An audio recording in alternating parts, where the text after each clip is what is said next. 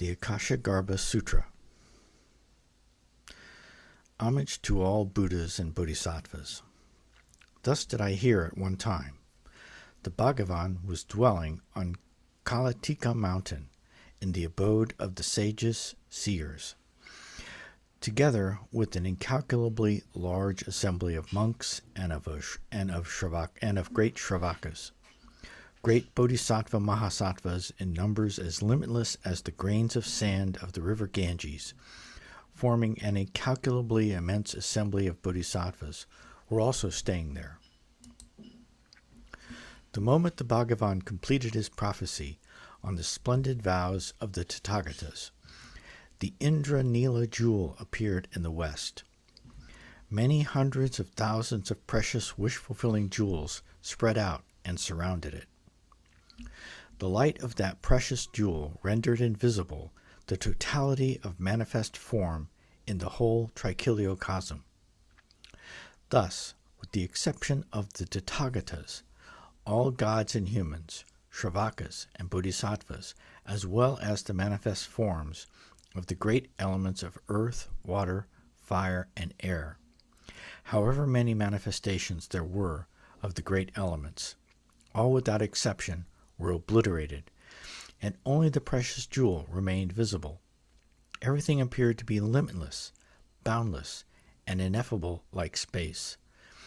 The Bhagavan too became most radiant, clear, and brilliant. Indeed, the sentient beings assembled there could not even see themselves or each other.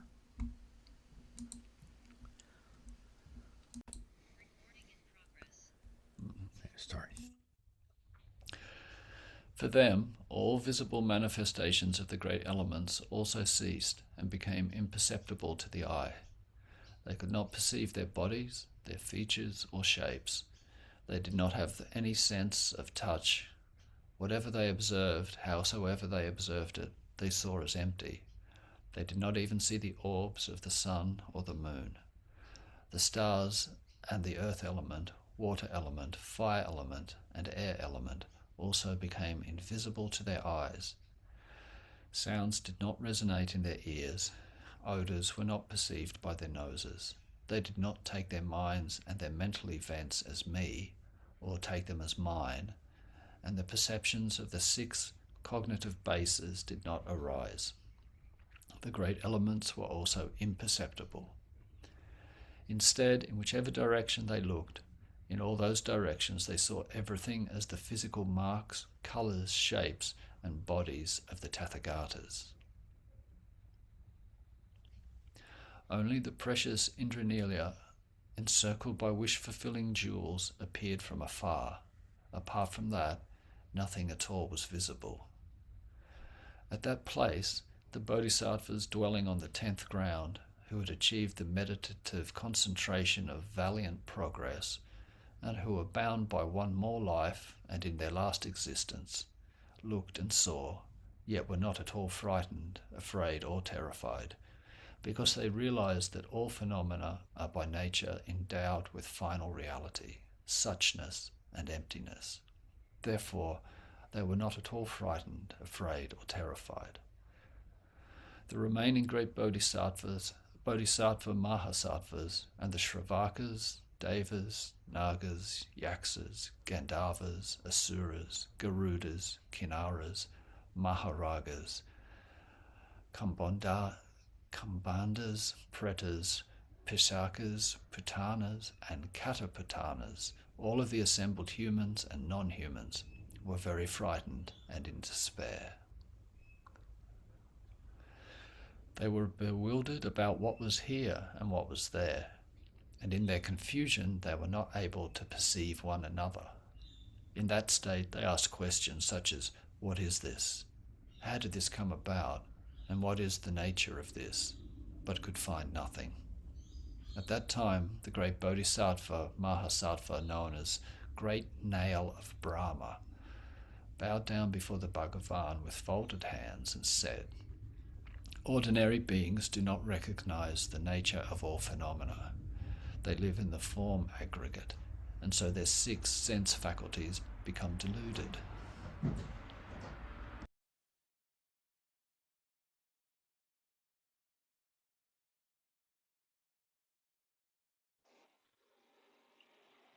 There is not a single aggregate to be seen, yet ordinary beings conceptualize the form aggregate.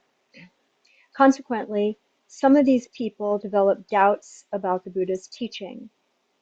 It is for them that the Bhagavan taught the characteristics of the suchness of phenomena. Thus, here and there, they come to know the characteristics of space which bears everything. This indeed is brave equipoise, a state that cannot be expressed. A most precious, wish-fulfilling jewel rests on the crown of his head. Those who perceive a precious Indranila jewel from afar are very fortunate beings. They will perfect the valiant progress. All who have come to see the teacher are wise indeed. Today, in this place, a profound discourse will undoubtedly be proclaimed. O Bhagavan, please give relief to the sentient beings who have come here. Bringing them to full maturation is the hero's sphere of activity. The Bhagavan replied, "It is just as you have said. The place where the basis of all is heard, and where with wisdom sentient beings are established, that place is the sphere of activity of meditative concentration." It is the sphere of activity of the Bodhisattva Akashagarbha, who has demonstrated the meditative concentration free of appearances and free of proliferations. Whoever is attached to the two views will later be in a realm of delusion. Attached to eternalism and nihilism is utter delusion about here and there. Those who wish to free themselves completely from both of these views should meditate on that which is inexpressible, thereby swiftly attaining the grounds. Listen well, companions, for Bodhisattva Mahasattvas who are beginners. One must explain the six perfections with a reference point, with the notion that suchness is expressible. That is to say, they must understand the nature of the great elements to be arising and perishing. Only then should they familiarize themselves with the idea that all phenomena are in essence inexpressible, non-arising, non-ceasing, not perceptible, and not in the slightest way existing. Thus will they definitively abandon eternalism and nihilism, and they will not be at all frightened or terrified. Once they have ceased to relate to phenomena with attachment, they will swiftly perfect the six perfections, and thenceforth not remain in either nihilism or eternalism. No sooner had the Bhagavan spoken than all those assembled in the retinue saw the manifestations in the same way they had previously seen, heard, understood, and known them. Thereupon, extending his right arm, the Bhagavan proclaimed, "The Bodhisattva Mahasattva Akashagarbha's meditative concentration is like an ocean. His Bodhisattva's training is like Mount Meru, his primordial wisdom like space, his vigor like wind, his tolerance like a Vajra. He is like a supreme victory banner among all bodhisattvas. For voyagers to nirvana, he is like a captain.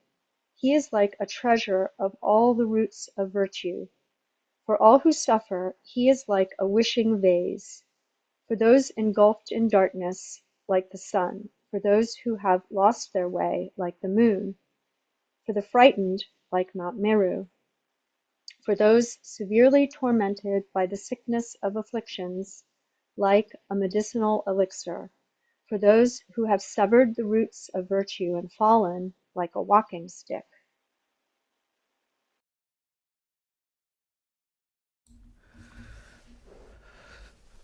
For those who make a living by weaving garlands, he is like a flower. For those who observe vows, like a mirror. for those who have conscientiousness and modesty like clothing, for travelers to nirvana like a footbridge, for voyagers to the other shore like a boat, for travelers to the higher realms like a staircase. For those suffering from insults and slander, he is like a parasol. For those facing opposition, like a lion. For the rains, like water. For those fighting against Mara, like armor. For those who have mistaken the precepts, like the opening of their eyes. For all harvests of the roots of virtue, like the earth. For the sick, he is like a doctor. For the hungry, like grain. For the thirsty, like a water crystal. For the exhausted, like a bed. For those in meditative concentration, like a fire lens. For those who have entered the path to enlightenment, like a chariot. For those playing in parks, like a pool.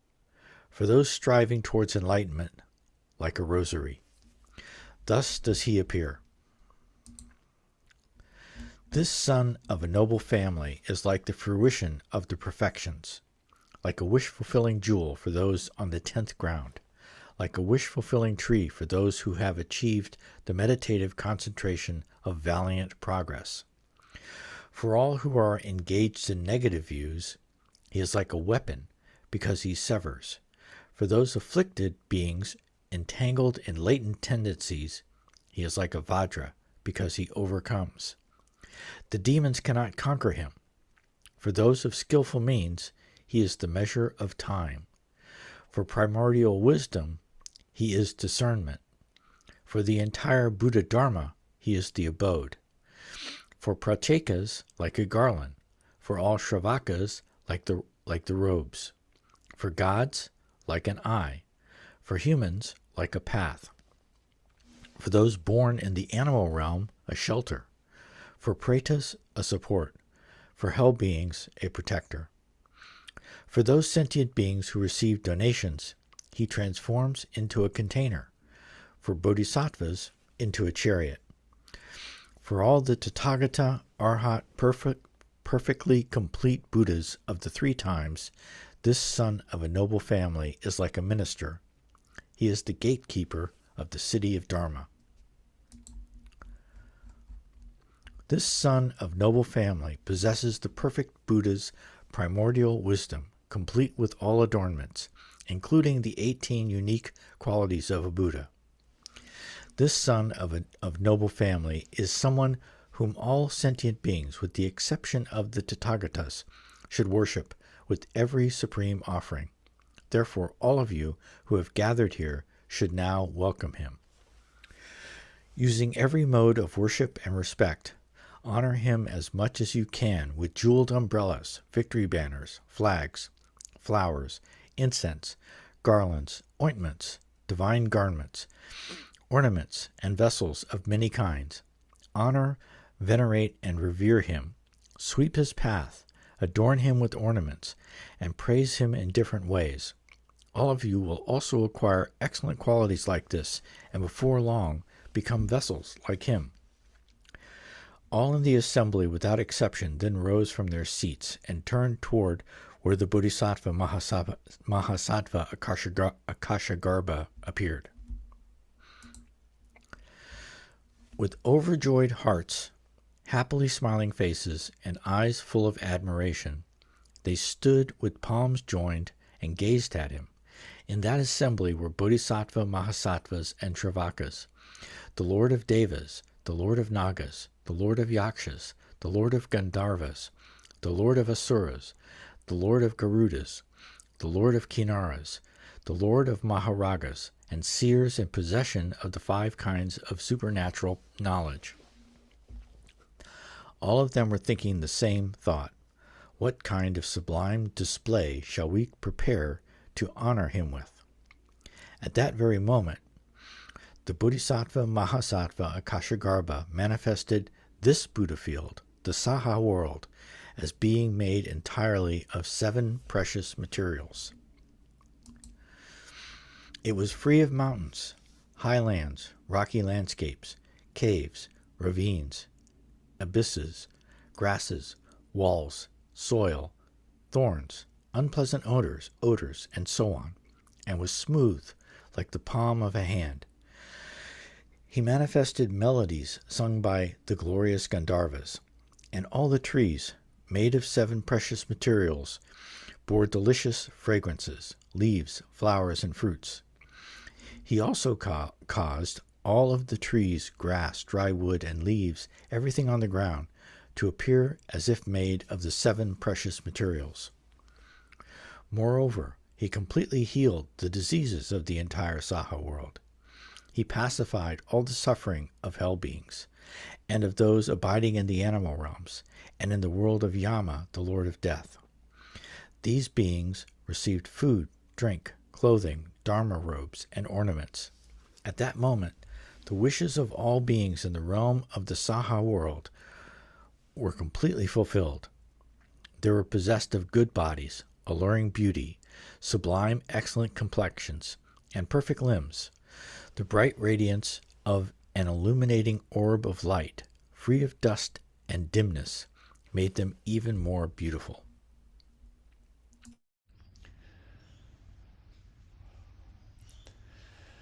They were free of mental afflictions, their minds were very calm, inclined to every kind of virtue, and their faith in the 3 jewels deepened. Next, he manifested precious jewels in the hands of all the beings gathered in this assembly, each jewel radiating its own light rays. The entire realm of the Saha world was completely pervaded by that great light. Different kinds of melodious sounds also emanated from those jewels as a rain of a multitude of jewels showered down. Rains of various fine garments, of ornaments, and of flowers, incense, garlands, parasols, vessels, and of fruit also showered down.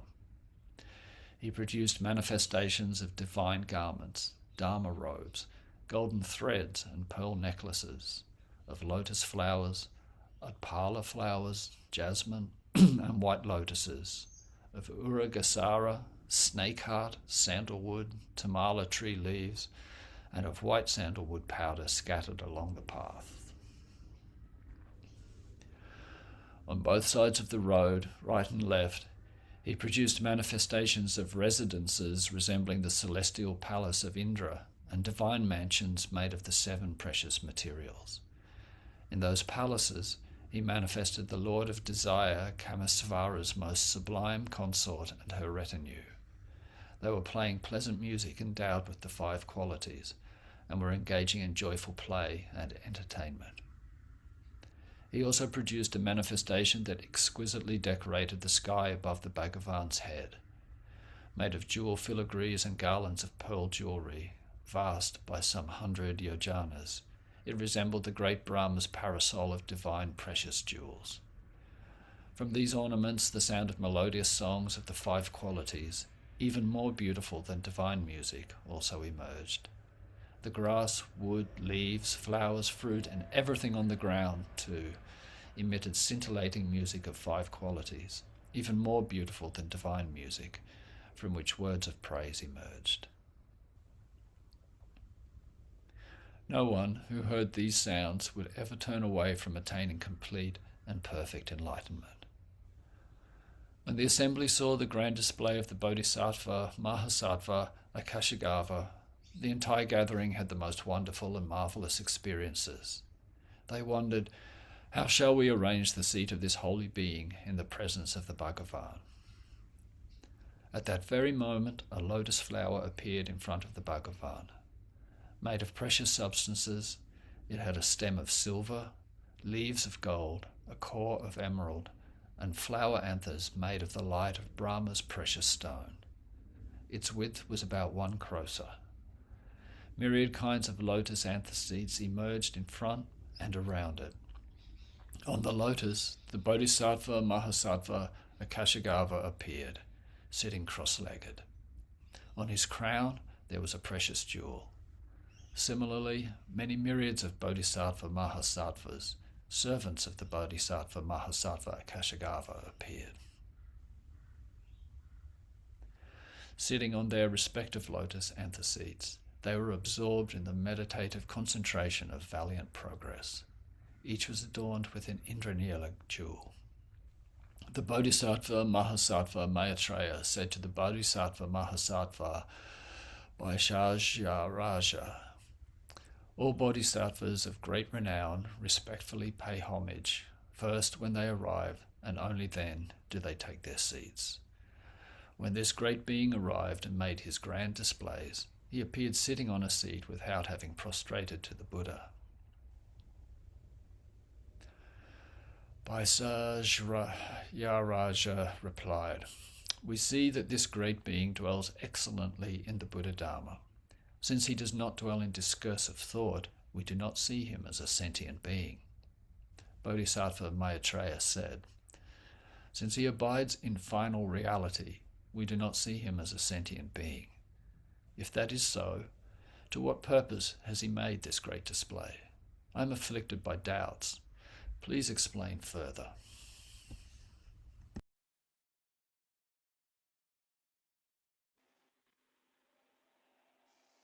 To this Vaisaja Raja replied, immature beings do not understand ultimate reality. Their experience is a complete mental construction. This is a hero's method that brings these sentient beings to maturity. By means of ultimate reality, suffering beings will be completely freed. To this end, by means of relative truth, the skillful ones manifest displays such as this one here. The Bhagavan now said to the Bodhisattva Mahasattva Vaisaja Raja, what you say is well spoken indeed. It is exactly as you say, holy being. However many immature ordinary beings there may be, not one of them understands the field of experience, practice, or liberation of a stream enterer. Imagine that all sentient beings had become stream enterers. Even then, not one of them would understand the field of experience, of practice, or liberation of a single once-returner. Similarly, once-returners would not understand non-returners. Non-returners would not understand arhats, and arhats would not understand pratyeka Buddhas. Even if all sentient beings had become pratyeka Buddhas, who dwell alone like the rhinoceros, none of them would understand the field of experience of a single bodhisattva who has attained acceptance that phenomena are non-arising, nor his liberation, his analysis of ultimate reality, or his practice of bringing sentient beings to complete spiritual maturity. Imagine that all sentient beings had attained acceptance that phenomena are non-arising. Even so, not one of them would understand the field of experience of a single bodhisattva who has realized discriminating awareness and attained the meditative concentration of valiant progress, nor would they fathom his aspirations, or the transformative power of his investigating ultimate reality. An unaccountable number of eons ago, this son of noble family, the Bodhisattva Mahasattva Akashagarbha, attained acceptance that phenomena are non-arising, attained discriminating awareness, and attained the meditative concentration of valiant progress. Hence, he knows the mentalities and latent tendencies of the beings now present in my great assembly. Indeed, some of the beings came here for the great display. In order to observe meditative concentration and a great display, one must abide on the level of freedom from attachment. This son of noble family did not appear in this way to those beings, but instead came from the western direction to this place and displayed meditative concentration, and the supernatural knowledge of the bases of perception of Shravakas, Pratyeka Buddhas, and of the extraordinary beings of the boundless infinity of space. Ordinary sentient beings, however, became very disheartened, so he then showed a great display, created on the level of relative truth in order to bring all sentient beings to complete maturity. He also showed a great display of meditative concentration. If this son of noble family had manifested a display of unborn ultimate reality, the world's inhabitants, including the gods, would have become confused and defiled, since even bodhisattvas dwelling on the grounds up to the eighth ground may become defiled. They themselves do not have the capacity to display such a field of experience and the distinguishing qualities of his practice. Thus he abides in the qualities of the profound Dharma. This son of noble family abides in the understanding of skillful means. He possesses all the ocean-like qualities of a Buddha, has no doubt, and is a wise person who does not need to depend on others' wisdom. He is like the supreme victory banner of all bodhisattvas, suitable for a king. This son of a noble family, the Bodhisattva Akashagarbha, shows all beings the way to rebirth in the higher realms and to liberation.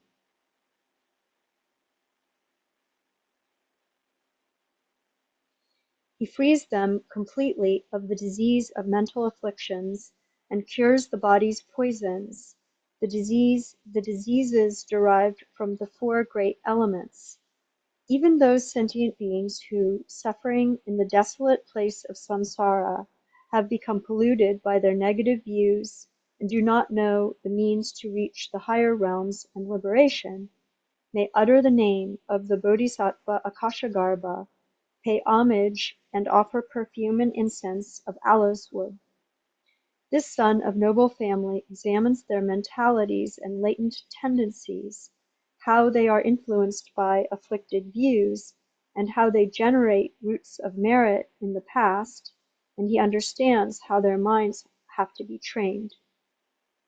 He teaches them how to generate roots of virtue toward the Buddha, the Dharma, and the Sangha, or else the meritorious character of the essence of giving, of ethical discipline, or meditation, whichever might be appropriate.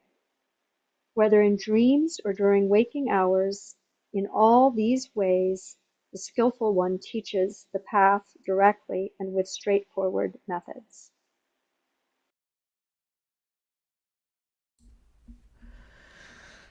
These methods quickly liberate beings from negative views and actions, from unwholesome intentions, from wrong objects of refuge, and from a mind engaged in negativity.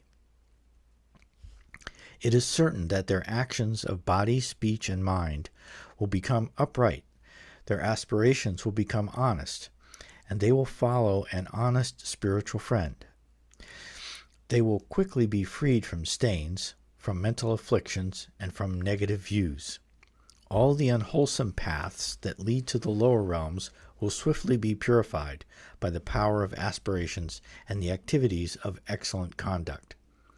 He also teaches the methods that allow beings to swiftly gain control over their minds and abide in profound tolerance.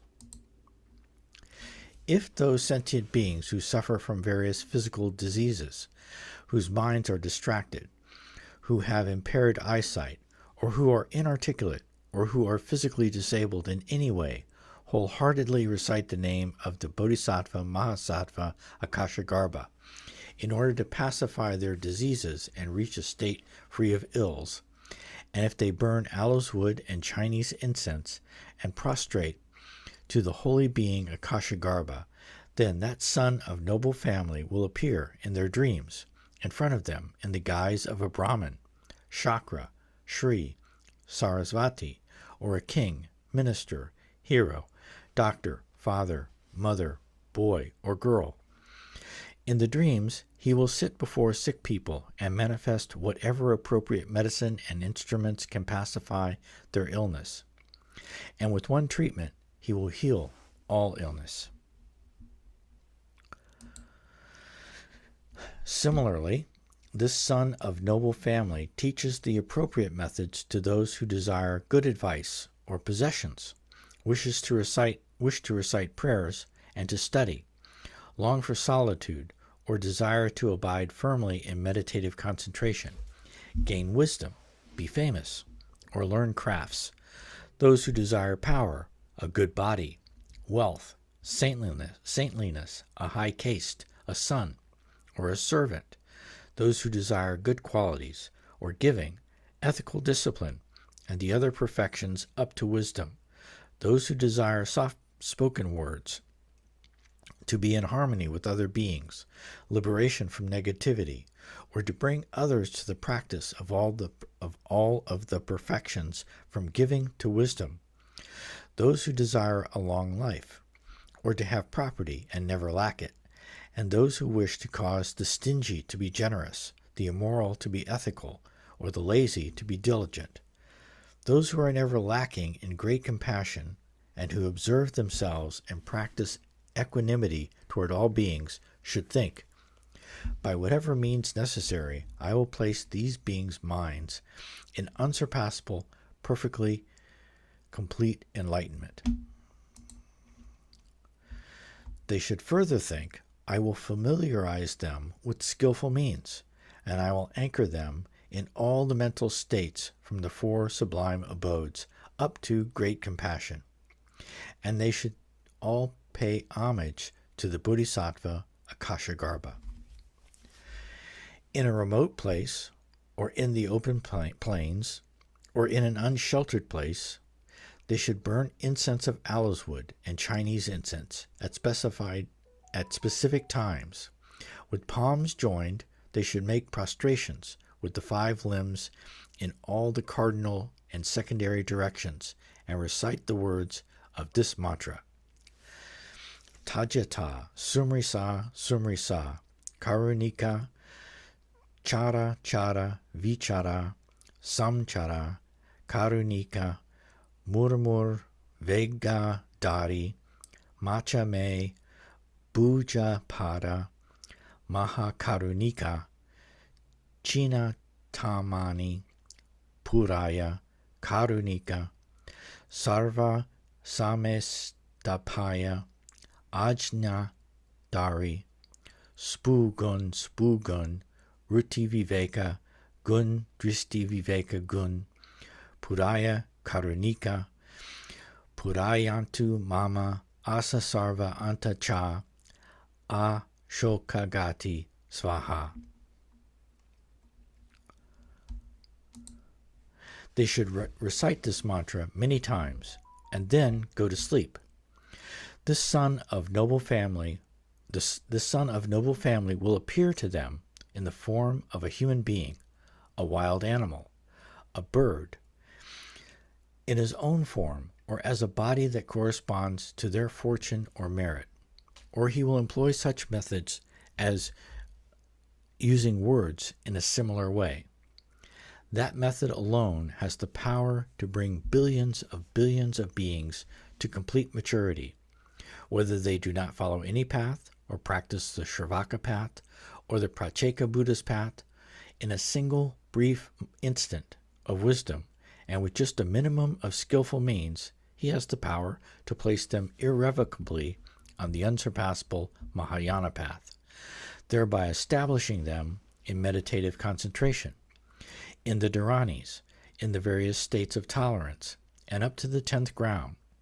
This shows that the Bodhisattva Mahasattva Akashagarbha is endowed with inconceivable methods, primordial wisdom, and great compassion. So this is we'll take a 10-minute break here and come back and finish the sutra.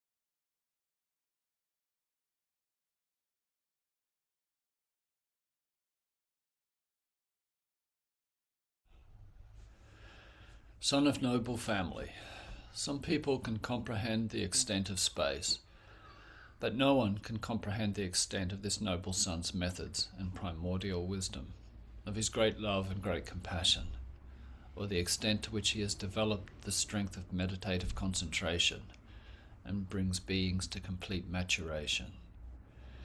This shows that the Bodhisattva Mahasattva Akashagarbha possesses inconceivable qualities.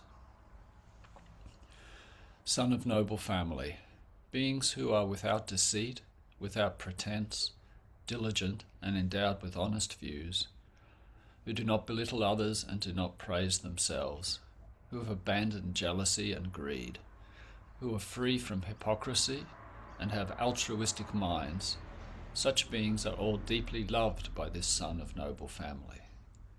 He teaches them skillful means, primordial wisdom, vigour, and how to maintain determination. These means, wisdom, vigour, and determination, liberate beings from their sufferings and cause them to generate a mind that strives for unsurpassable, perfectly complete enlightenment. Moreover, since they dedicate all the roots of virtue to enlightenment, they will never turn away from attaining the state of unsurpassable, perfectly complete enlightenment. Their energy, vigour, and great determination will become the great enthusiasm and determination needed to bring the six perfections to complete perfection. They will swiftly awaken entirely and perfectly to unsurpassable, perfectly complete enlightenment. This shows that the Bodhisattva Mahasattva Akashagarbha possesses determination and good qualities that are inconceivable, and that he brings all sentient beings to complete maturation. The Bodhisattva Maitreya asked the Bhagavan, Bhagavan, for what purpose does this son of noble family carry on his head the holiest part of the body, a precious jewel shining with brilliant, bright light, whereas other bodhisattvas do not possess anything like it? The Bhagavan replied, the Bodhisattva Mahasattva Akashagarbha possesses great compassion. He benefits beings and liberates them from great suffering. Thus, for all beings who have committed a root transgression, who are bound for the lower realms, who have exhausted all roots of virtue, for all those frightened beings, this son of noble family is medicine. For those drowning in the pitch-black darkness of ignorance, and those tormented by their negative views, he is like the sun. He brings them to disclose their root transgressions. He lifts the doubts from their hearts.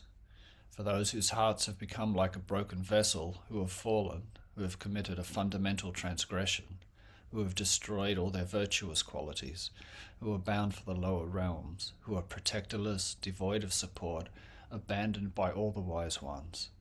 For all of them, this son of noble family is like a crutch. He shows the way and reveals and cleanses all negative actions and all stains. He turns beings away from the paths leading to the lower realms. He is like a chariot. He establishes beings in the higher realms and in the state of liberation. For all beings who have minds entangled in intense desire or intense hatred, who are malevolent, who conceal their faults, whose minds are disturbed by miserliness, who grope in darkness because of extreme dullness, who proclaim the non-existence of causality, who hold the view that one should be fearless concerning the next life, who lack contentment in their accumulation of wealth, and whose minds are constantly involved in all the 10 unwholesome actions. This son of noble family performs every role, from closing the door to the lower realms up to serving as a chariot. He establishes those sentient beings in the higher realms and in the state of liberation. For these reasons, with the exception of the Tathagata, Arhat, completely perfect Buddhas, the whole world, including the gods, should worship this son of noble family. The Bodhisattva Maitreya then said, Bhagavan, sentient beings stained by a root transgression forfeit their roots of virtue and are bound for the lower realms. They are in a state of transgression and will be deprived of any happiness of the God and human realms. Yet this son of noble family brings about these beings' fulfillment with the bliss of the higher realms and liberation. What are these particular transgressions? The Bhagavan answered, Son of noble family, there are 5 rude transgressions for the Kshatriya on whom royal authority has been bestowed. By committing any of these rude transgressions, a Kshatriya on whom royal authority has been bestowed will forfeit all previously generated roots of virtue and will be in a state of transgression. Such a Kshatriya will be deprived of all the happiness of the God and human realms and will go to the lower realms.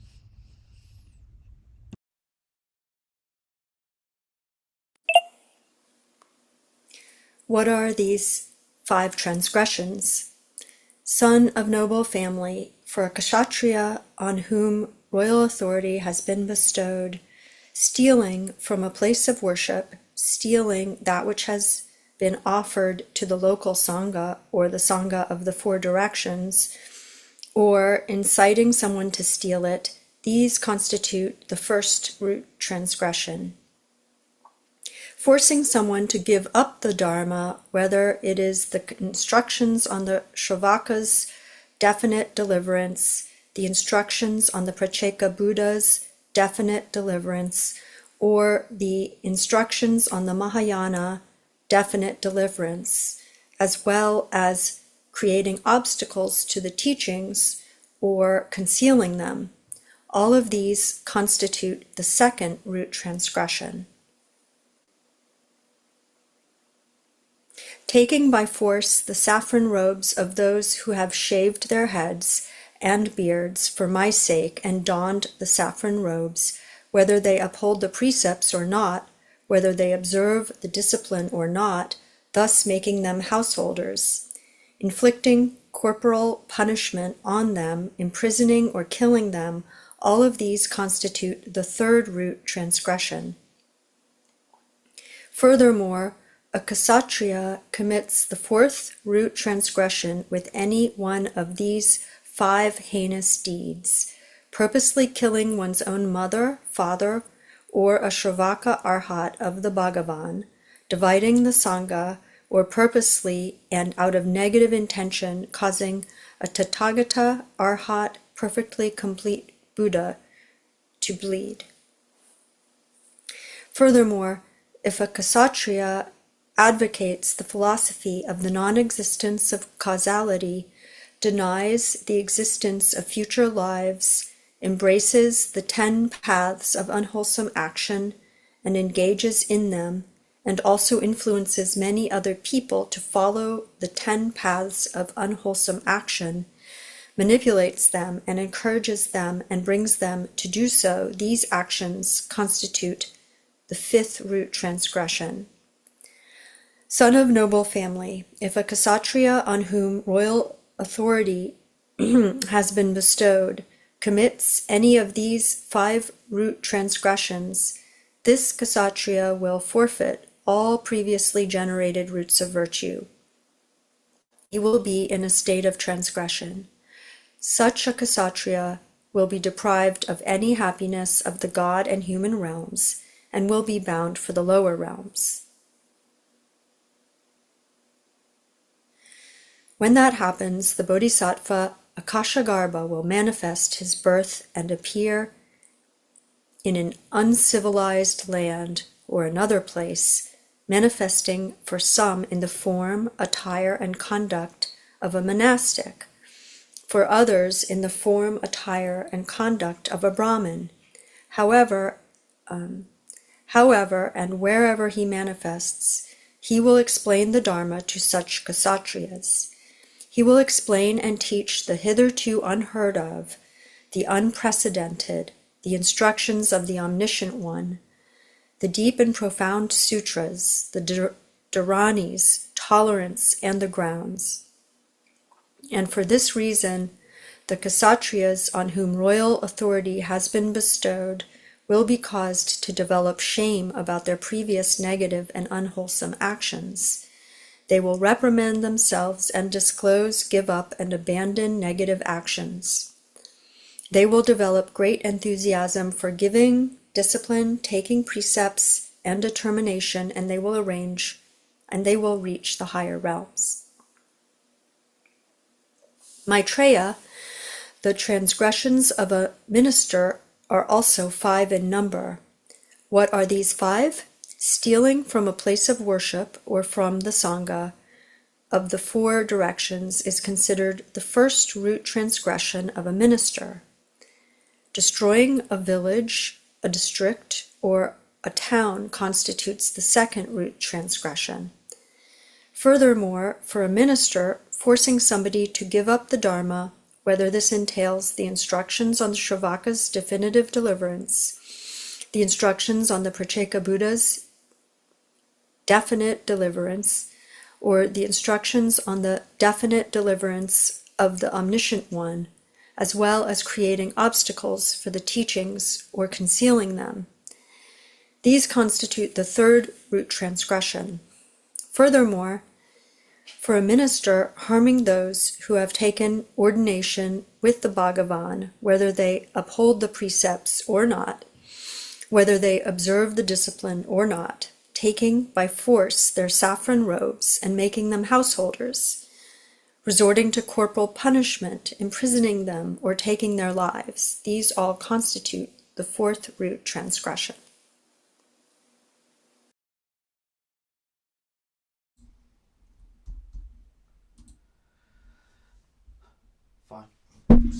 Finally, for a minister to commit one or more of the 5 heinous deeds constitutes the 5th root transgression. Son of noble family, if a minister commits any of the 5 root transgressions, he will forfeit all previously generated roots of virtue, and will be in a state of transgression. Such a minister will be deprived of any happiness of the God and human realms, and will descend to the hell realms. Then, for the sake of such a person, the Bodhisattva Akashagarbha will be born, live and teach in the land of the uncivilized or another place. For some beings he will manifest in the form, attire, and conduct of a monk. For others in various other forms and attires, including that of a girl, and he will teach the Dharma. Irrespective of where and in what guise he is manifested, he will explain the Dharma to those ministers. He will explain and teach the hitherto unheard of, the unprecedented, the instructions of the Omniscient One, the deep and profound sutras, the dharanis, tolerance, and the grounds.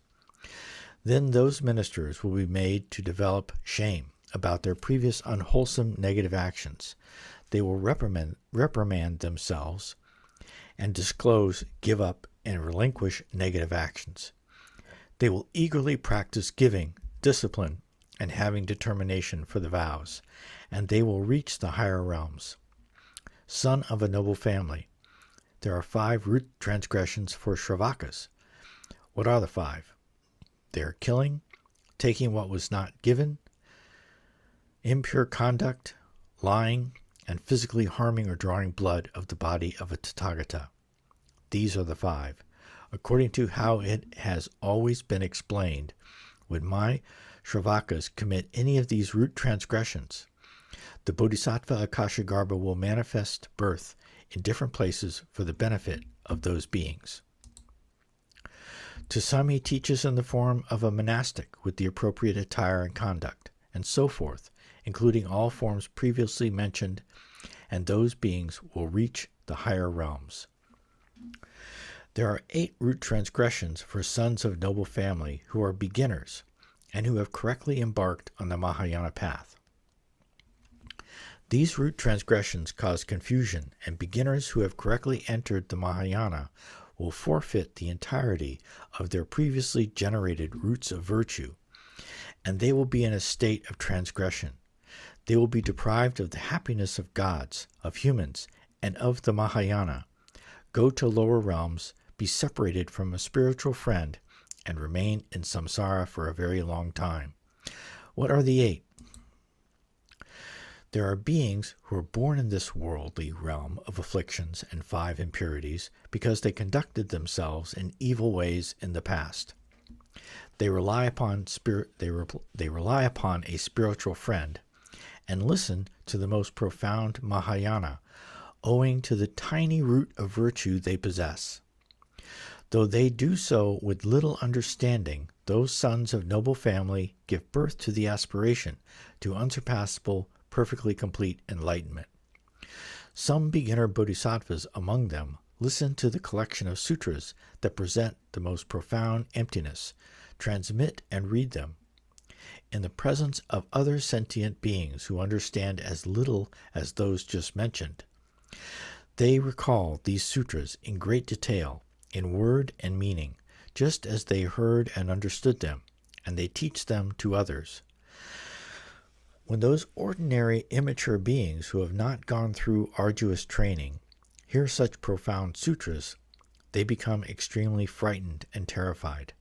Because they are terrified, they turn their back from attaining unsurpassable, perfectly complete enlightenment and aspire to the vehicle of the Shravakas. This is the first root transgression of beginner bodhisattvas. For a beginner bodhisattva. Son of a noble family, due to this root transgression, they will forfeit the entirety of their previously generated roots of virtue. They will be in a state of transgression and be deprived of the happiness of the higher realms and of liberation. They will betray their bodhicitta, the mind of enlightenment, and go to the lower realms. It is like this. Just as, for instance, one travels the great ocean in stages, similarly, bodhisattvas must initially know other sentient beings, their inclinations and latent tendencies. In accordance with the other beginner bodhisattvas' predispositions, they must teach the Dharma step by step. The Bodhisattva Akashagarbha manifests his birth and appears in different places for their benefit.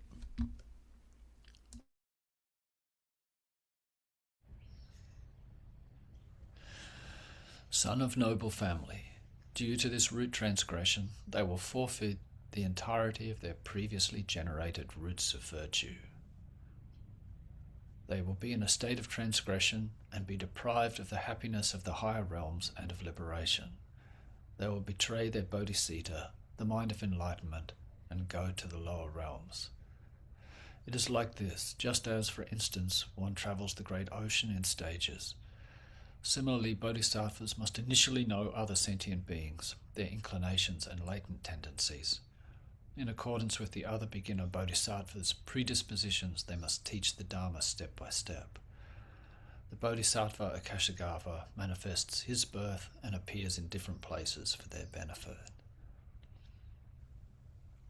Therefore, if beginner bodhisattvas who have incurred such a root transgression and are terrified by the lower realms hear the name of the Bodhisattva Akashagarbha and wish to see him in order to disclose those transgressions, they should burn aloes wood and Chinese or other incense, join their palms, and utter the name of the Bodhisattva Akashagarbha at the break of dawn.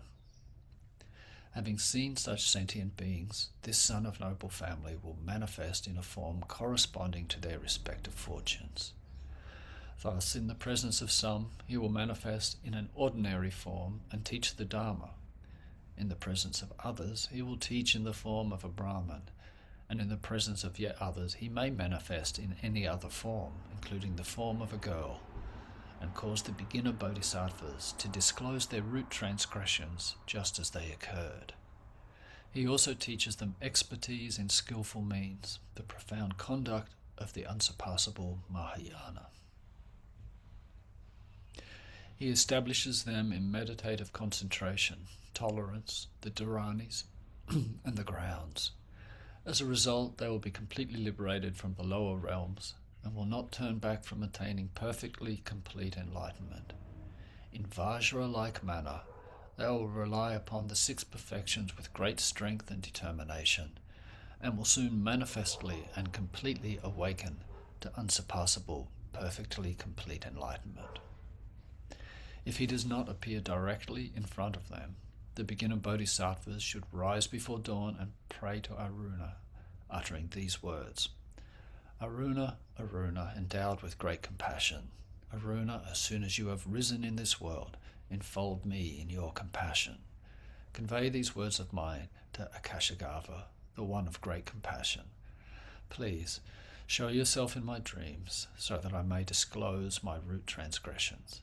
Lead me to obtain the great eyes of wisdom, endowed with the skillful means of the noble Mahayana. Then they should go back to bed to sleep. Here too the Bodhisattva Akashagarbha will appear at the break of dawn in the dreams of those beginner bodhisattvas who have committed a transgression, and with great skillful means of primordial wisdom he will lead them to disclose their root transgressions.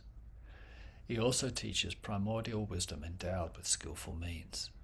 This enables the beginner bodhisattvas to obtain the meditative concentration called not forgetting the mind of enlightenment at that very moment. They will firmly abide by the Mahayana and swiftly come to complete the 6 perfections. Furthermore, beginner bodhisattvas may say to some people, "You are not able to engage in the practice of the 6 perfections. You are not able to manifestly and completely awaken to unsurpassable, perfectly complete enlightenment. Therefore, quickly turn your minds to either the Shravaka vehicle or the Pratyeka Buddha vehicle, and you will swiftly be definitively released from samsara." Speaking such words is the 2nd root transgression for a beginner bodhisattva.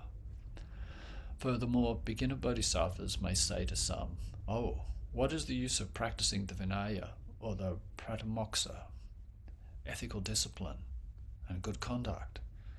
You should swiftly bring forth the mind that strives for unsurpassable, perfectly complete enlightenment and study the Mahayana. Then even the tiniest unwholesome deeds you have committed with your body, speech, and mind due to the afflictions will be purified, and they will not come to maturation."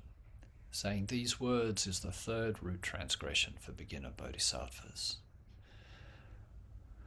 Furthermore, son of noble family, beginner bodhisattvas... Sorry, have I gone too far? No, you're right. Yeah. No. Furthermore, son of noble family, beginner bodhisattvas may say to some, "Son of noble family, eschew the discourses of the Shravaka vehicle. Do not listen to them, do not read them, and do not teach them to others. Son of noble family, eschew the discourses of the Shravaka vehicle. They are the reason why you cannot obtain the great result, why you are not able to eradicate the afflictions. Therefore, have faith in the discourses of the Mahayana. Listen to the Mahayana, study the Mahayana, and teach it to others. Thus you will not go to the lower realms, you will not enter any path leading to the lower realms, and swiftly you will manifestly and completely awaken to unsurpassable, perfectly complete enlightenment." If these words are spoken and the listener acts accordingly and adopts a similar view, then both actions incur a root transgression. This is the 4th root transgression of beginner bodhisattvas.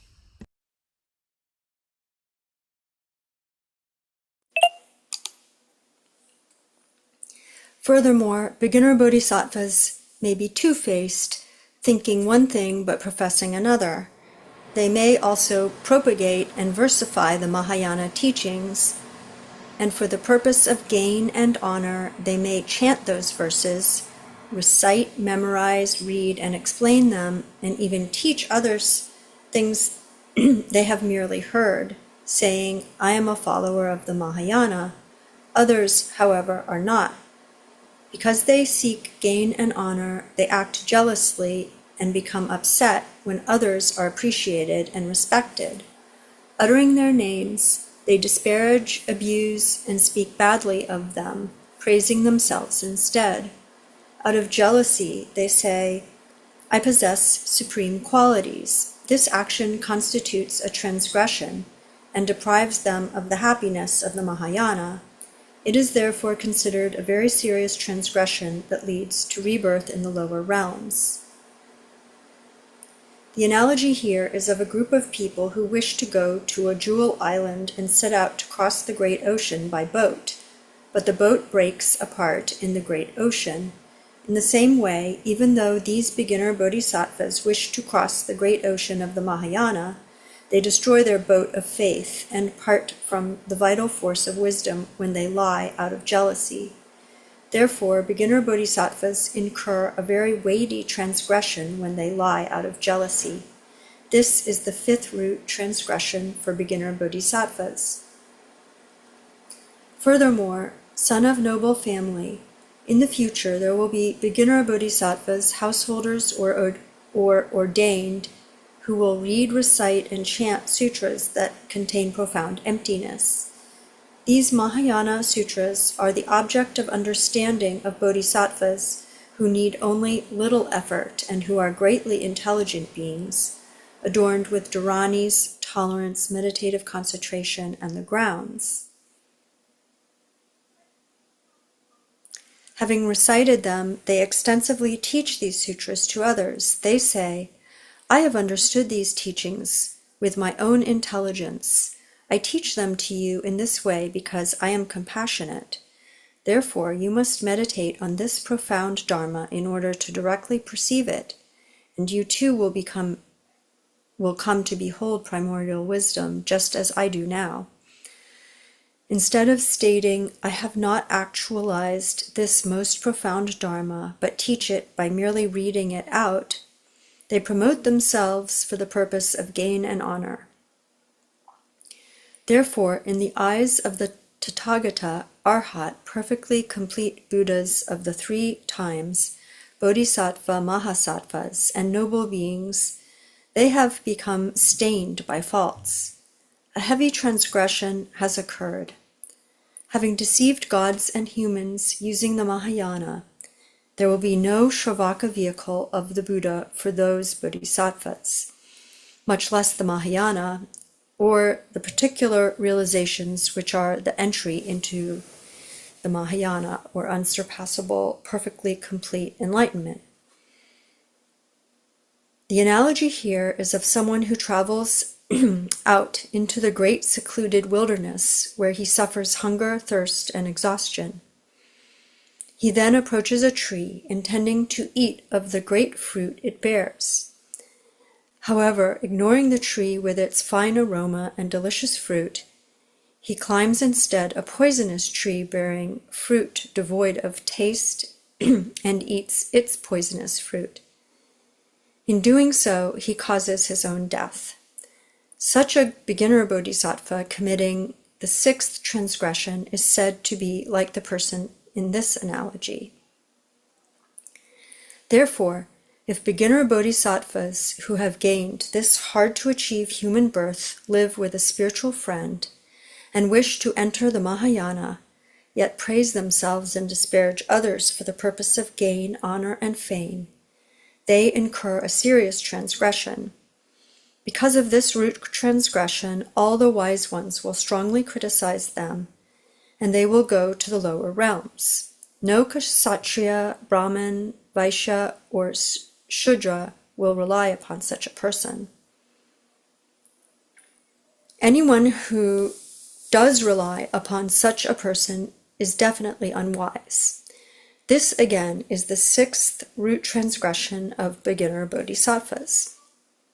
Furthermore, son of noble family, in the future, Kshatriyas will have dishonorable advisors and ministers, dishonorable soldiers, and physicians, rich and powerful fools who are proud of their expertise, seeming to engage in many meritorious deeds of giving. They will become proud and haughty due to their giving. Out of arrogance and pride, they will cause division within the Kshatriyas, as well as separation between the monastics and the Kshatriyas. Backed by the Kshatriyas, they may even punish the monastics, robbing them by imposing fines. Thus, being wronged, those monastics will steal from whichever individual local sangha or place of worship they can, or even the sangha of the four directions, and give what they have robbed to pay their fine. And those dishonorable people, in turn, will offer this to the Kshatriyas. Both of these actions become root transgressions. This is the seventh root transgression.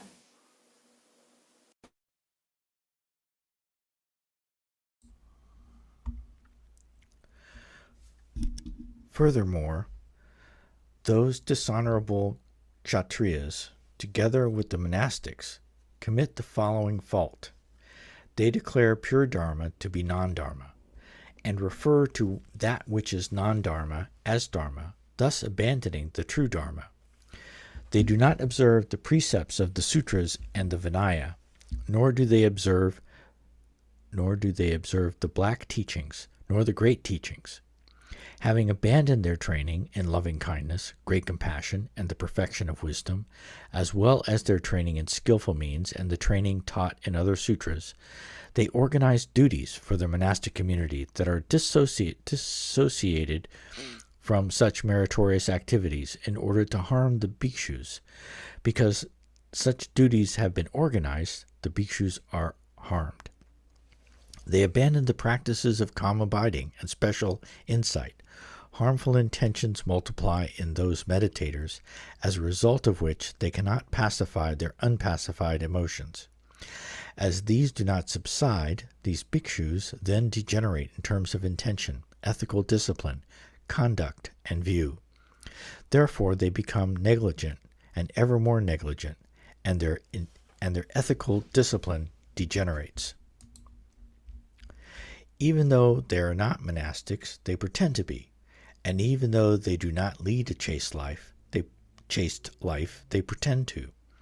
They resemble donkeys, and they explain the Dharma most clearly. Once they have been greatly honored and venerated by the Kshatriyas and their retinues, and have received their offerings, they criticize in front of the householders the other bhikshus who diligently practice relinquishment. And the Kshatriyas, together with their retinues, become angry at the bhikshus who diligently practice relinquishment and disparage them.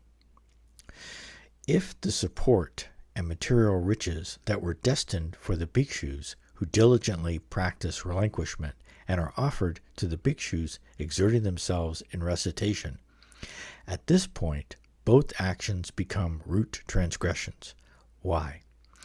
Because the bhikshu meditators are holy, while those who only recite and advise others are not. The bhikshu meditators have become vessels for meditative concentration, dharanis, tolerance, and the grounds. They have become holy beings worthy of receiving offerings. They have become sacred vessels. They illuminate the world and show the way, liberating beings from the realm of karma and afflictions and placing them on the path leading beyond sorrow. Son of a noble family, since they have no misgiving concerning such actions and fear no consequences, this is the eighth root transgression for beginner bodhisattvas. When beginner bodhisattvas commit these root transgressions, they forfeit all previously generated roots of virtue. They go to the lower realms, experience their transgression materially, and are deprived of all the happiness of gods and humans. There are bodhisattvas who have deceived themselves. Son of a noble family, for the benefit of beginner bodhisattvas, the bodhisattva Akashagarbha is born and appears in the places where such bodhisattvas dwell. To some he teaches in the form of a monastic, with the appropriate attire and conduct, displaying to others a variety of forms, from that of a Brahmin with the proper attire and conduct to the semblance and conduct of an animal. For an extensive explanation of this, one should read the Sutra on the Meditative Concentration of Valiant Progress. Akashagarbha teaches the Dharma in various places according to the specificities of various beings. He conveys the sutras, meditative concentration, tolerance, and bodhisattva grounds taught by the Omniscient One in a way that was previously unheard of and unprecedented. Consequently, beginner bodhisattvas, ignorant of skillful means, who have incurred transgressions, are ashamed. Because of those transgressions, they are very frightened and terrified. They disclose the transgressions, give them up, and reject them. If upon hearing the name of the Bodhisattva Akashagarbha, those beings wish to see him, and if fearful of falling to the lower realms, they wish to disclose their root transgressions, pay homage to Bodhisattva Akashagarbha, and call out his name, then, son of noble family, in accordance with their merit, he will stand before those sentient beings as an ordinary person, or in front of those beginner bodhisattvas in various forms, from that of a Brahmin to that of a girl, and make them disclose those transgressions just as they have occurred. He displays his profound skill and means, and shows them how to engage in the unsurpassable Mahayana. On the various bodhisattva grounds, he establishes them in meditative concentration, dharanis, and tolerance, by having them gradually practice the entire Eightfold Path. He frees them completely from their immense fear of the lower realms and establishes them on the stage of not turning away from unsurpassable, perfectly complete enlightenment. As quick as a flash of lightning, they thereby become very strong and determined in the practice of the six perfections. In this way they swiftly come to manifestly and completely awaken to unsurpassable, perfectly complete enlightenment. If he does not show himself to them directly, the beginner bodhisattvas who pray to him and who have erred in their ways should rise before the watch of dawn, stand facing the eastern direction, and pray to the god Aruna, uttering these words: Aruna, Aruna, endowed with great compassion, great fortunate one, as soon as you have risen in this world, enfold me in your compassion. Summon the Bodhisattva Akashagarbha, who is endowed with great compassion, with these my words: Show yourself in my dreams, that I may disclose my transgressions. Lead me to obtain the skillful means and wisdom of the noble Mahayana. Having spoken these words, they should go back to bed to sleep. Then at the first light of dawn in this world, the Bodhisattva Akashagarbha will come and appear in the dreams of those beginner bodhisattvas in the guise of an ordinary person, and will make them disclose their rude transgressions. With great primordial wisdom and skillful means, that expert in skillful means and primordial wisdom will bring these beginner bodhisattvas to explain the meditative concentration called not forgetting bodhicitta, the mind of enlightenment, at that very moment. They will come to firmly abide by the Mahayana, to swiftly complete the six perfections, and before long to manifestly and completely awaken to unsurpassable, perfectly complete enlightenment. Such skillful means and wisdom will he also teach them. Son of noble family, this is why the Bodhisattva Mahasattva Akashagarbha bears the precious wish-fulfilling jewel, which arises from great bravery on his head, the holiest part of the body. The Bodhisattva Mahasattva Akashagarbha is endowed with inconceivable, excellent qualities. Furthermore, son of noble family, if beings who have heard the name of the Bodhisattva Akashagarbha, who draw his form or who have made offerings to him, venerate him, revere him deeply, and worship and honour him in numerous ways with flowers, incense, garlands, ointments, parasols, banners of victory, and flags, if they pay homage to him and even offer their lives to him, then those beings will not die in fire or in water, nor will they be killed with weapons or poison. Except when their lives are naturally exhausted, no one, neither humans nor non-humans, will be able to rob them of their life force. They will not die an untimely death, become sick or die of hunger or thirst, nor will they be killed by order of a ruler, and for the rest of their lives they will not incur a single transgression. At the time of death, they will not see forms with their eyes, hear sounds with their ears, smell odours with their noses, experience tastes with their tongues, or experience tactile objects with their bodies. They will, however, continue to breathe out and breathe in with a subtle breath, and their life force, warmth, and consciousness will still remain in their bodies. At that time, the Bodhisattva Akashagarbha will show himself to them as an ordinary person. To those beings who in the past revered the Brahmins, this son of noble family will show himself in the form of a Brahmin. To those who revere Kamesvara, he will display the form of Kamesvara. To those who have taken refuge in and revere Narayana, Sakra, Akakravartan, the sun, the moon, Dhritarashtra, Virudhaka, Virupaksa, or Vaishravana, or who have taken refuge in various objects such as devas, mountains, trees, fountains, ponds, and pools, he will show himself accordingly.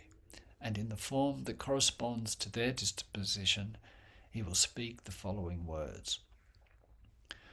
Whoever has insight into the four truths of the Noble Ones is liberated from existence in samsara. Therefore, those dwelling in samsara should know all four. Having understood these dharmas, these beings will reach the higher realms. Appearing before beings who have strong faith in the Buddha, he will display the form of the Buddha and utter these words. The truth of the Buddha's primordial wisdom frees those dwelling in the ocean of existence. Swiftly attain that primordial wisdom, and you will be liberated from all suffering. At this time, these beings will be joyful and delighted by the sound of these words that bring the Buddha to mind. They will die and be reborn in a Buddha field, unsullied and pure, in which a Buddha Bhagavan dwells, lives and resides, and where he teaches the Dharma. The same can be said with respect to the Dharma and the Sangha. This shows that the Bodhisattva Akashagarbha is endowed with inconceivable, excellent qualities.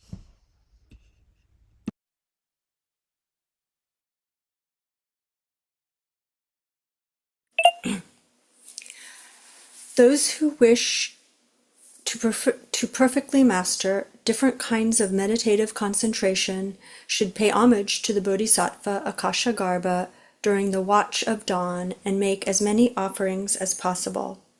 Establishing the mind in loving kindness for all sentient beings, they should then utter these words. Give heed to me, Akashagarbha, you have achieved great compassion.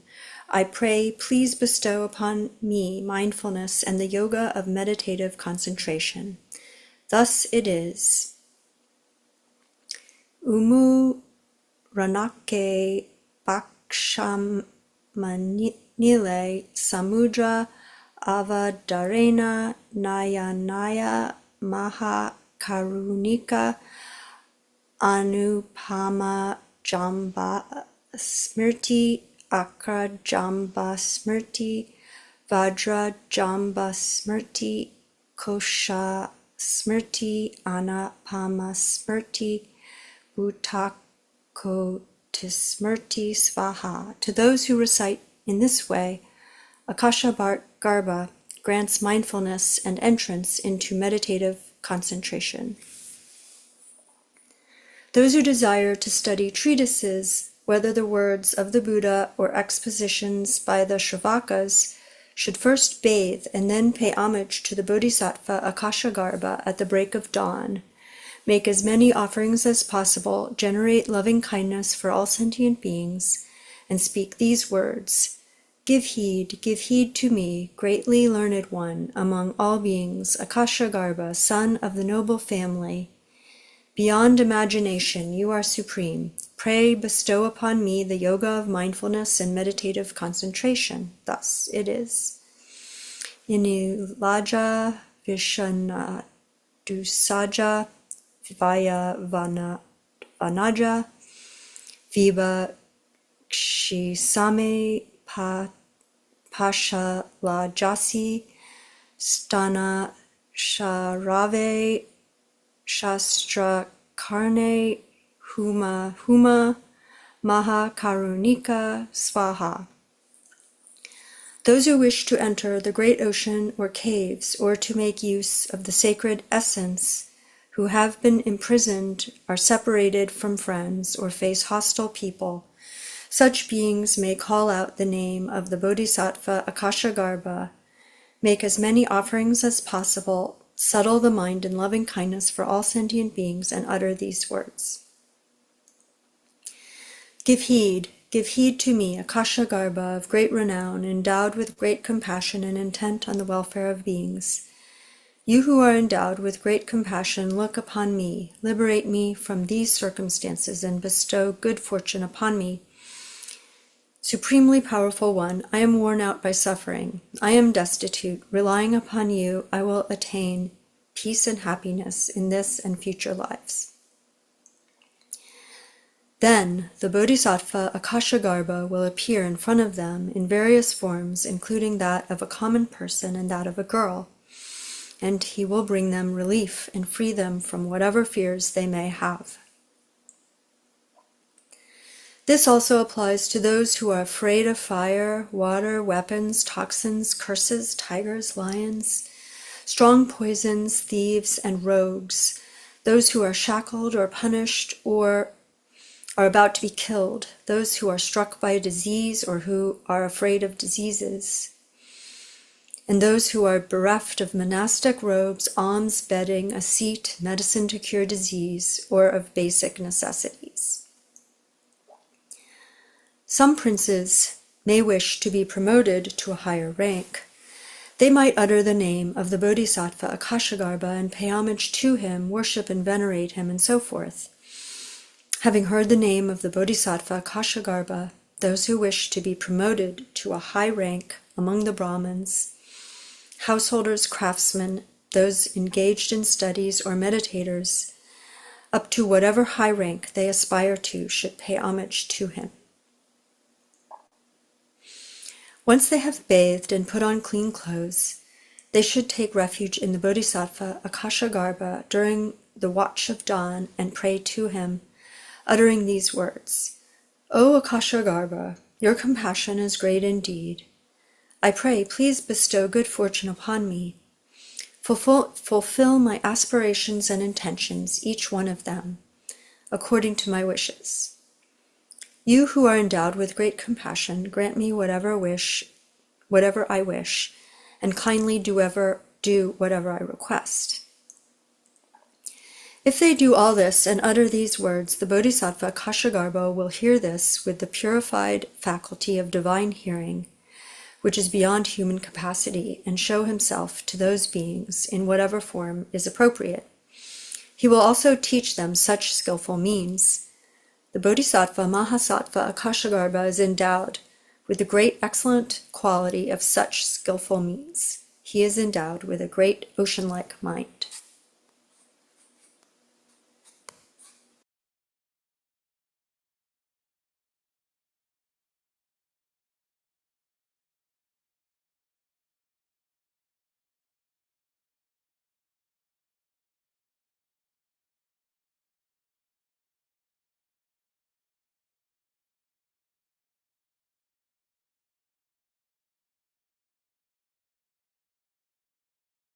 Oh, Kurt, I think you're still muted.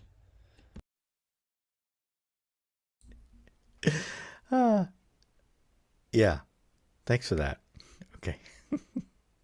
Okay. Son of noble family. Some may be able to estimate how many drops of water are contained in the great ocean, but no one can fathom the extent to which the Bodhisattva Mahasattva Akashagarbha is gifted in skillful means and wisdom, or the extent of his activities that ripen sentient beings through skillful means.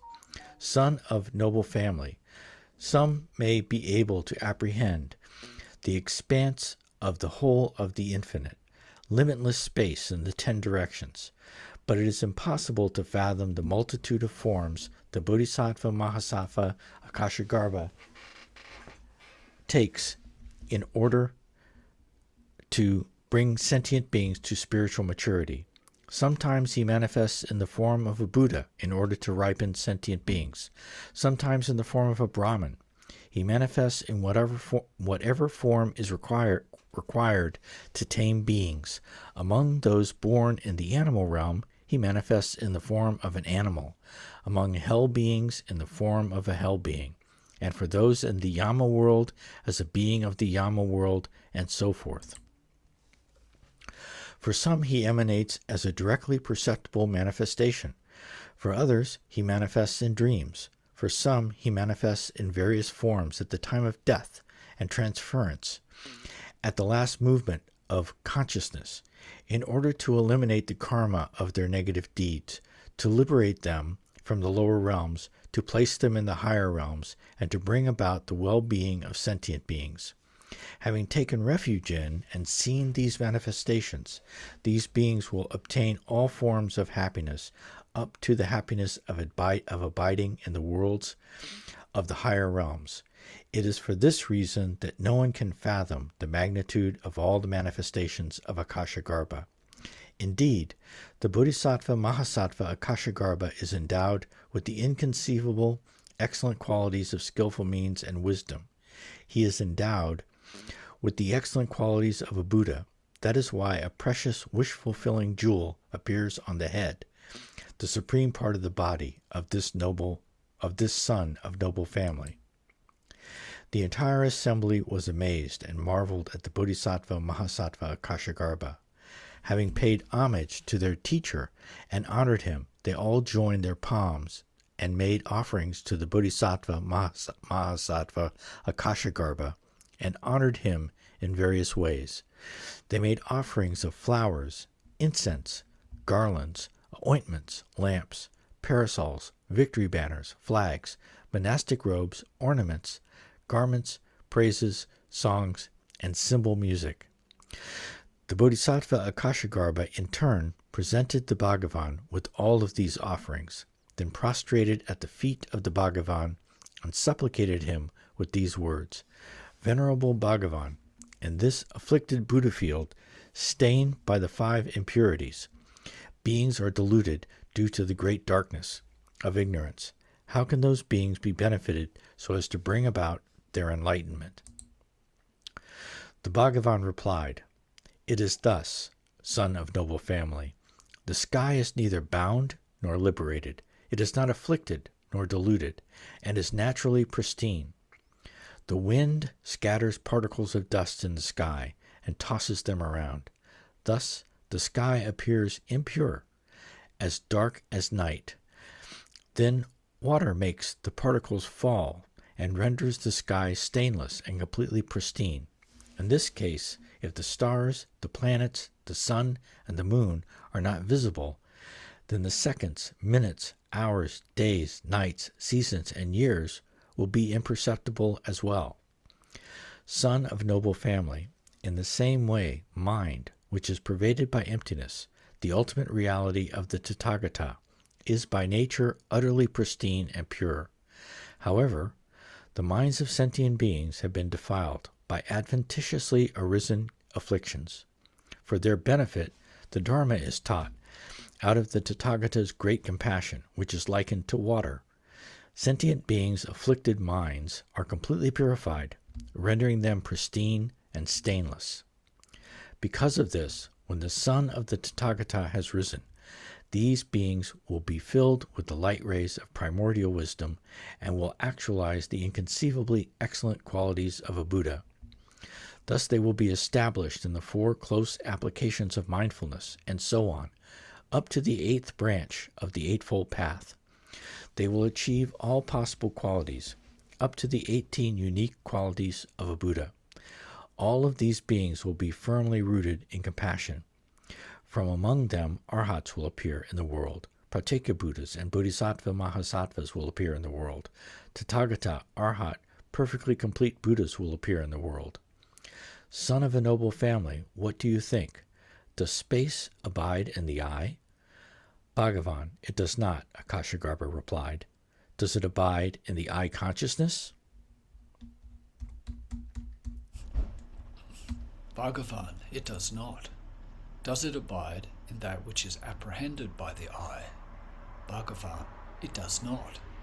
Does space abide anywhere inside in the arising of the three feelings caused by the eye apprehending an object?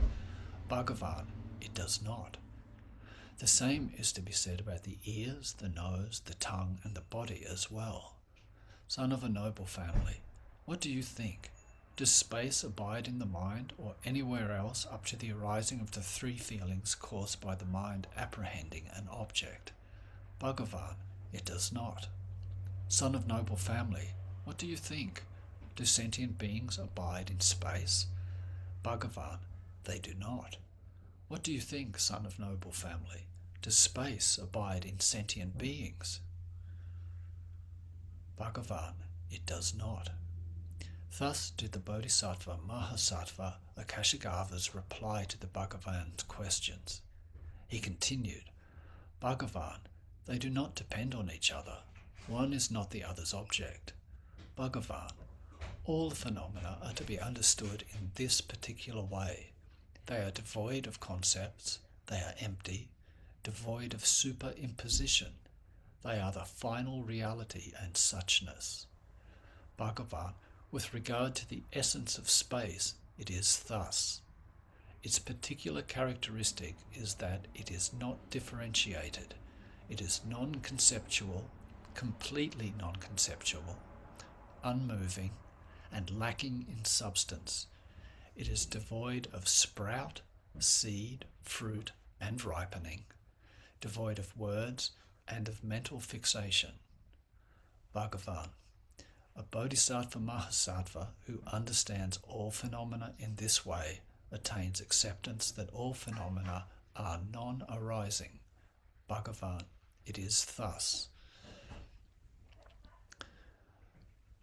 Vaya Varaja, Mantaksaya, Jinajaya, Jan'an Imam Aman Unihara, Anaya Phala, Gunagava, Niyamasuri Anaya, Bupasa, Satasapa, Samasana, Tathakama, Samangu, Matusisa, Sama Chetanaya, Klesan Tasama Susani Svaha.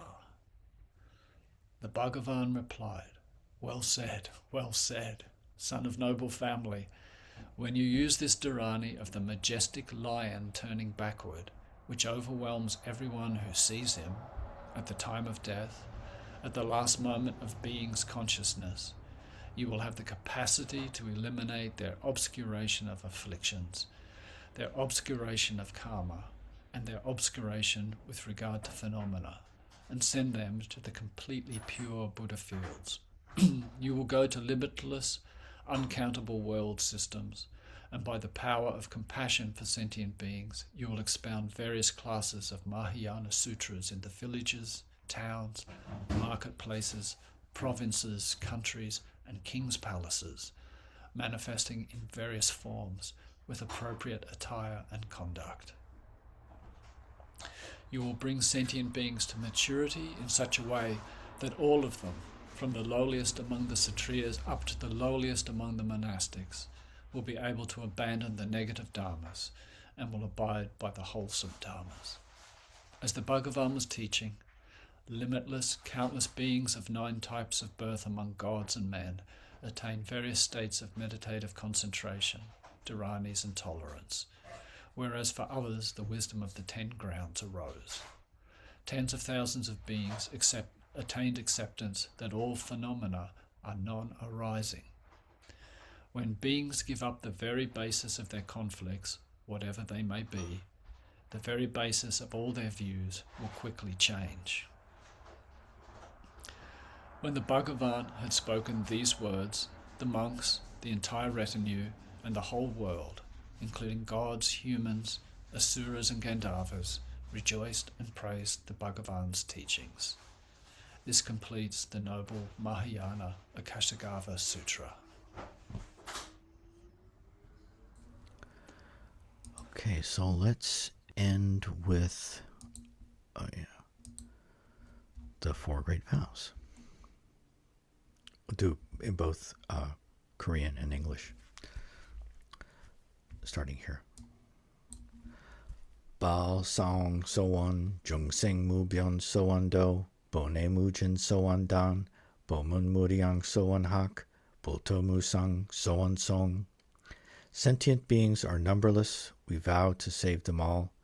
Delusions are endless, we vow to cut through them all. The teachings are infinite, we vow to learn them all. The Buddha way is inconceivable, we vow to attain it. May whatever excellent qualities we have gained from this practice be extended for the benefit of all beings.